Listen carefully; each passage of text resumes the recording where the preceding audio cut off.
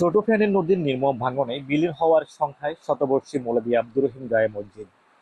নোয়াখালীর কোম্পানীগঞ্জ উপজেলার চরপ্রাপতি ইউনিয়নের ৯ নম্বর ওয়ার্ড সংলগ্ন ছোট ফেনী নদীর অব্যাহত ভাঙনের মুখে আজ অস্তিত্ব সংকটে দাঁড়িয়ে আছে শতবর্ষের ইতিহাস বহনকারী মৌলভী আব্দুর রহিম গায়ে মসজিদ। ১৯১০ সালে প্রতিষ্ঠিত এই পবিত্র ইবাদতখানা ২০২০ সালে পুনর্নির্মাণ করা হলেও প্রকৃতির নির্মম আঘাতে আবারও তা বিলীন হওয়ার আশঙ্কায় প্রহর গুনছে। প্রতিদিন নদীর উত্তাল ঢেউ যেন একটু একটু করে গ্রাস করছে মসজিদটির চারপাশ। একদিকে নদীর গর্জন, অন্যদিকে শত শত মুসল্লির বুক ভরা আতঙ্ক। কতদিন টিকবে আল্লাহর গড়? এই মসজিদ শুধু ইট পাথরের একটি স্থাপনা নয়, এটি বহু প্রজন্মের স্মৃতি, ঈমান, ভালোবাসা আর অসংখ্য সিজদার নীরব সাক্ষী। ৫ ওয়াক্ত নামাজ, জুমা, রমজানের তারাবি ও ঈদের জামাতের মুখরিত এই মসজিদেই স্থানীয় শত শত মুসল্লির একমাত্র ভরসা ছিল।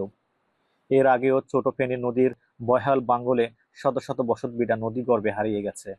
এখন সেই একই হুমকি এসে দাঁড়িয়েছে এই ঐতিহাসিক মসজিদের দরজায়।